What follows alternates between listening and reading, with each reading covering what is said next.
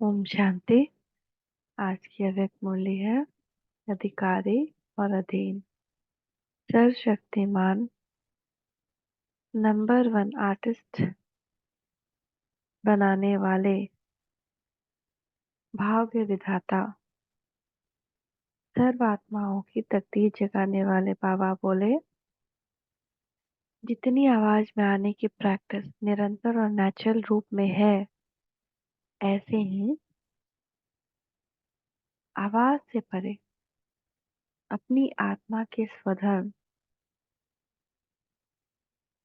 शांत स्वरूप की स्थिति का अनुभव भी नेचुरल रूप में और निरंतर करते हो। दोनों अभ्यास समान रूप में अनुभव करते हो। यह 84 जन्मों के शरीरधारी बनने के संस्कार बहुत कड़े हो गए हैं। 84 जन्म वाणी में आते रहते हो और 84 जन्म के संस्कारों को एक सेकंड में परिवर्तन कर सकते हो। अर्थात वाणी से परे स्थिति में स्थित हो सकते हो, या वे संस्कार बार बार अपनी तरफ आकर्षित करते हैं। क्या समझते हो? 84 जन्मों के संस्कार प्रबल है, या इस सुहावने संगम युग के एक सेकंड में अशरीरी वाणी से परे अपनी अनादि स्टेज का अनुभव भी प्रबल है। उसकी तुलना में वह स्टेज पावरफुल है जो अपनी तरफ आकर्षित कर सके।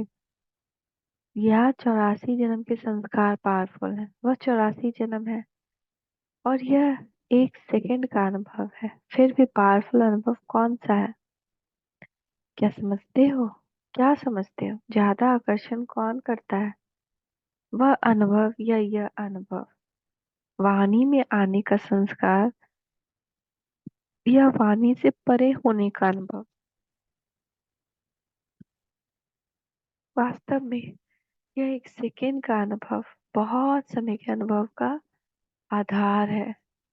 एक सेकेंड में अनेक प्राप्तियां अनुभव कराने वाला है। इसीलिए यह एक सेकेंड अनेक वर्षों के समान है। ऐसे अनुभव करते हो ना?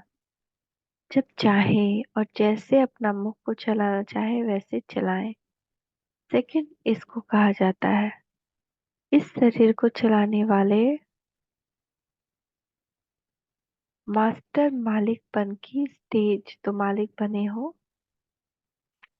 शरीर के मालिक बने हो। मालिक कौन बन सकता है जानते हो? मालिक वह बन सकता है जो पहले बालक बन जाए। अगर बालक नहीं बनते तो आप अपने शरीर का मालिक भी नहीं बन सकते। सर्वशक्तिमान के बालक अपनी प्रकृति के मालिक नहीं होंगे। जब यह स्मृति स्वरूप हो जाते हो कि हम बालक सो मालिक है, अभी इस प्रकृति के मालिक है और फिर विश्व का मालिक बनना है। अर्थात जितना बालकपन याद रहेगा उतना मालिकपन का नशा रहेगा, खुशी रहेगी, और इस मस्ती में मगन रहेंगे। अगर किसी भी समय प्रकृति के अधीन हो जाते हो तो उसका कारण क्या है? अपनी मास्टर सर्वशक्तिमान की स्टेज को भूल जाते हैं। अपने अधिकार को सदैव सामने नहीं रखते। अधिकारी कभी किसी के अधीन नहीं होते। अपने को एवर रेडी और ऑलराउंडर समझते हो? एवर रेडी का अर्थ क्या है? कैसी भी परिस्थिति हो, कैसी भी परीक्षा हो, लेकिन श्रीमद् प्रमाण जिस स्थिति में स्थित होना चाहते हो, क्या उसमें स्थित हो सकते हो? ऑर्डर पर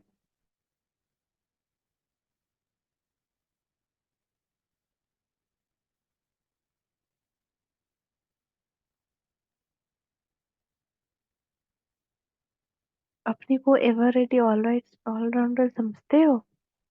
एवर रेडी का अर्थ क्या है? कैसी भी परिस्थिति हो, कैसी भी परीक्षाएं हो, लेकिन श्रीमद् प्रमाण जिस स्थिति में स्थित होना चाहते हो, क्या उसमें स्थित हो सकते हो? ऑर्डर पर एवर रेडी हो। ऑर्डर अर्थात श्रीमत। तो ऐसे एवर रेडी हो जो संकल्प भी श्रीमत प्रमाण चले। ऐसे एवर रेडी हो। श्रीमत है, एक सेकंड में साक्षी अवस्था में स्थित हो जाओ। तो उस साक्षी अवस्था में स्थित होने में एक सेकंड की बजाय अगर 2 सेकंड भी लगाया तो क्या उसको एवर रेडी कहेंगे? जिसे मिलिट्री का ऑर्डर होता है, और स्टॉप हो जाता है। स्टॉप कहने के बाद एक पाँव भी बाहर नहीं आगे आ सकता है। इसी प्रमाण श्रीमत व डायरेक्शन मिले और एक सेकेंड में स्थिति में स्थित हो जाए, दूसरा सेकेंड भी न लगे, इसको कहा जाता है।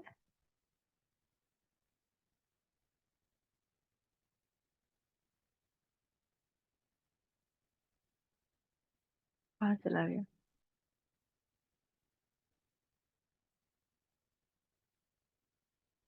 इसको कहा जाता है एवर रेडी। ऐसी स्टेज में एक सेकेंड में स्थिति में स्थित हो जाए ना, ऐसी कंट्रोलिंग पावर और मन बुद्धि के ऊपर कि बस बाबा ने कहा साक्षी बन जाओ और हम साक्षी बन जाए।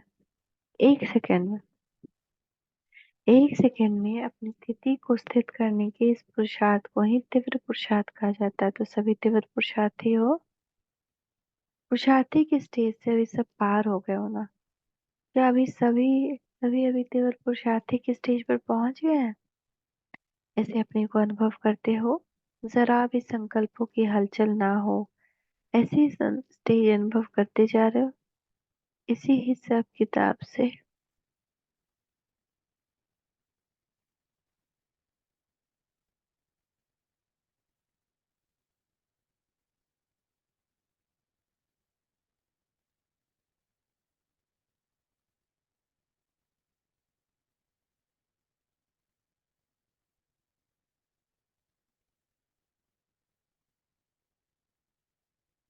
इसी हिसाब से सभी एवर एवर रेडी हो कि जरा भी संकल्प न चले।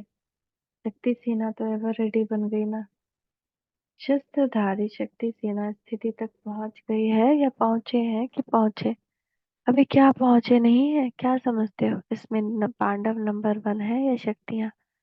कमाल यह है कि पांडव वातावरण व वायुमंडल के संपर्क में आते हुए भी अपनी स्थिति को ऐसा बना ले जैसे अपनी कार हो या कोई भी सवारी हो, उसको जहाँ चाहे वहां रोक सकते हो कि नहीं? ऐसे अपनी हर कर्म इंद्रियों को जब चाहो जैसे चाहो वहां लगाओ, और जब न लगाना हो तो कर्म इंद्रियों को कंट्रोल कर सको। अपनी बुद्धि को जहाँ चाहो जितना समय चाहो उतना समय उस परिस्थिति में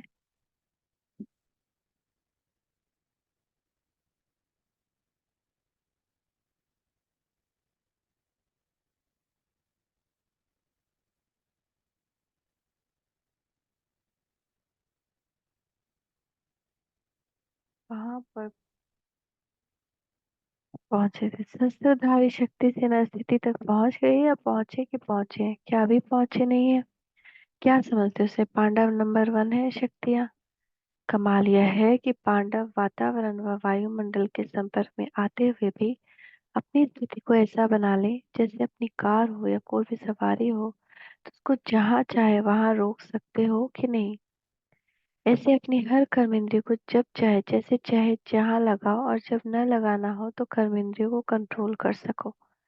अपनी बुद्धि जहाँ चाहो जितना समय चाहो उतना समय स्थिति में स्थित कर सकते हो ना? क्या पांडव फर्स्ट नहीं है? या जिस बात में अपना बचाव हो उसमें शक्तियों को आगे करते हैं? और क्या शक्तियों को ढाल बनाते हो? शक्तियां भी कम नहीं। शक्तियां पांडव को एक्स्ट्रा हेल्प दे देंगी। शक्तियां महादानी है, तो ऐसे एवर रेडी बनाना है। अच्छा, ऑलराउंडर का अर्थ समझते हो ना? ऑलराउंडर का अर्थ क्या होता है? ऑलराउंडर तो हो ना। संपूर्ण स्टेज में ऑलराउंडर की स्टेज कौन सी है? उसमें तीन बातों का विशेष ध्यान है। जो ऑलराउंडर होगा वह एक तो सर्विस में रहेगा, दूसरा स्वभाव और संस्कार में भी सभी से मिक्स हो जाने के का उसमें विशेष गुण होगा, तीसरा कोई भी स्थूल कार्य जिसको कर्मणा कहा जाता है उसी कर्मणा के सब्जेक्ट में भी जहाँ उसको जिस समय फिट करना चाहे वहां ऐसे फिट हो जाए जैसे कि बहुत समय से इस कार्य में लगा हुआ है, कोई नया अनुभव ना हो, हर कार्य में अति पुराना और जानने वाला दिखाई दे। जो तीनों ही बातों में जो हर समय फिट हो जाते हैं व लग जाते हैं उनको कहा जाता है ऑलराउंडर, क्योंकि इस एक एक बात के आधार पर अपनी कर्मों की रेखाएं बनती है। आत्मा में संस्कारों का रिकॉर्ड रहता है, इसलिए इन सभी बातों का प्रारंभ से बहुत कनेक्शन है। अगर किसी भी बात में 90% है या 10% की कमी है, तो प्रारब्ध में भी इतनी थोड़ी सी कमी का प्रभाव पड़ता है। इस सूक्ष्म कमी के कारण ही नंबर घट जाते हैं। ऐसे देखें कि हम शरीर पुरुषार्थी दिखाई देते हैं, उनमें मुख्य बात एक दूसरे के समान दिखाई देंगी। लेकिन यदि महीन रूप से देखेंगे तो कोई ना कोई परसेंटेज में कमी होने के कारण हम शरीक बराबरी की दिखाई देते हुए भी नंबर में फर्क हो जाता है। तो इससे अपने नंबर को जान सकते हो कि हमारा नंबर कौन सा होगा। तीनों ही बातों में परसेंटेज कितनी है? पहला तो बाबा ने बताया कि पहला तो सर्विस में रहेगा, दूसरा स्वभाव संस्कार में मिक्स हो जाने का उसके पास विशेष गुण होगा, और तीसरा कर्मणा बहुत होगा उसका, जहाँ भी जो भी काम दिया गया वहाँ फिट हो गया। तो इसलिए बाबा कह रहे हैं कौन से का किस बात में, इन तीनों बातों में से कौन से बात में कमी है वो परसेंटेज देखो। वैसे ऑल एवरेडी ऑलराउंडर बनी है, लक्ष्य सभी का फर्स्ट है ना। लास्ट में भी अगर आए तो क्या हर्ज, ऐसा लक्ष्य तो नहीं है ना। अगर यह लक्ष्य रखते हैं कि जितना जितना कि जितना मिला उतना ही अच्छा, तो उसको क्या कहा जाएगा? ऐसे निर्बल आत्मा को कौन सा टाइटल होगा? ऐसी निर्बल आत्माओं का शास्त्र में भी गायन है। एक तो टाइटल बताओ कौन सा है, दूसरा बताओ उसका गायन कौन सा है। ऐसी आत्माओं का गायन है कि जब भगवान ने भाग्य बांटा तो वे सोए हुए थे। अल्पेलेपन भी आधी नींद है। जो अल्पेलेपन में रहता है वह भी नींद में सोने की स्टेज है। अगर अलबेले भी हो गए तो कहेंगे कि सोए हुए थे। ऐसे को क्या टाइटल होगा? ऐसे को कहा जाता है आए हुए भाग्य को ठोकर लगाना। भाग्य विधाता के बच्चे भी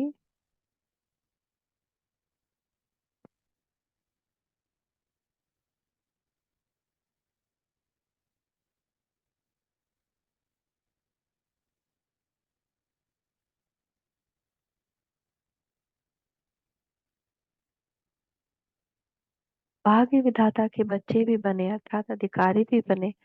भाग्य सामने आया था, भाग्य विधाता सामने आया, सामने आए हुए भाग्य को बनाने के बजाय ठोकर मार दी। तो ऐसे को क्या कहेंगे? भाग्यहीन। वे कहीं भी सुख नहीं पा सकते। तो ऐसे तो कोई बनने वाले नहीं है ना। अपनी तकदीर बनाने वालों, जैसे तकदीर बनाएंगे वैसा प्रारब्ध विश्व रूप में पाएंगे।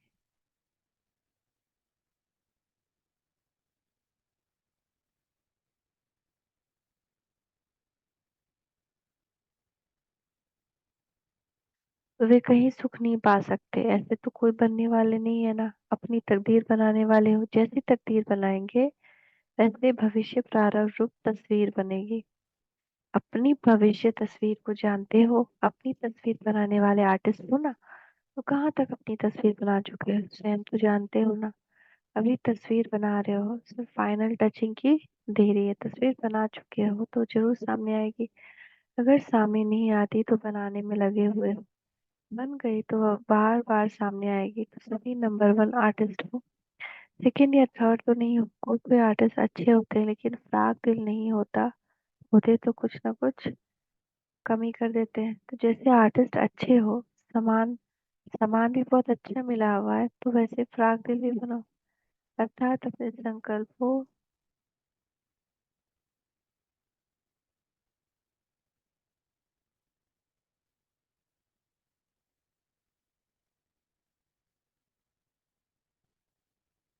बस।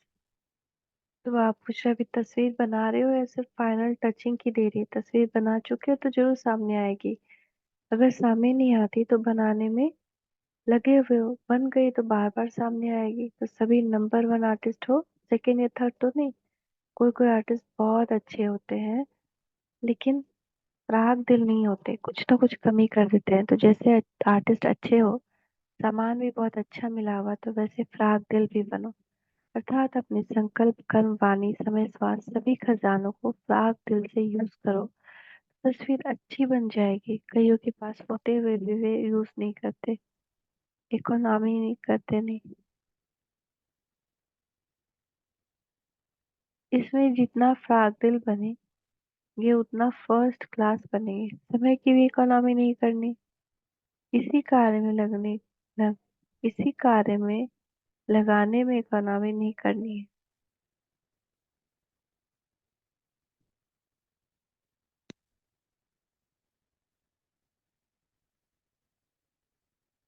इसी कार्य में लगाने में इकोनॉमी नहीं करी, व्यर्थ कार्य में लगाने में इकोनॉमी करो। श्रेष्ठ कार्य में इकोनॉमी नहीं करनी, सुनाया था ना। यथार्थ इकोनॉमी कौन सी है? एक नामी बनना। एक का नाम सदा स्मृति में रहे, ऐसा एक नामी इकोनॉमी कर सकता है। जो एक नामी नहीं वो यथार्थ इकोनॉमी नहीं कर सकता। मतलब बचत, हर चीज का बचत, वेस्ट में न जाए वाणी, समय, संकल्प, स्वास्थ्य, खजाना। लेकिन श्रेष्ठ कर कार्य में लगाना तो ओके है। तो इकोनॉमी नहीं, तो यथार्थ इकोनॉमी नहीं कर सकते, एक नामी नहीं। तो कितना भी भले प्रयत्न करें, जैसे सदा साधारण बच्चे वाणी से परिस्थिति में स्थित रहते हुए वाणी में आने वाले सदैव सर्वशक्तिमान को कार्य में लगाने वाले मास्टर सर्वशक्तिमान एवर रेडी ऑलराउंड बच्चों को याद कर नमस्ते। हम मीठे बच्चे रूहानी बच्चों की भी माता पिता बाप दादा को याद किया, शुक्रवार शुक्रिया नमस्ते।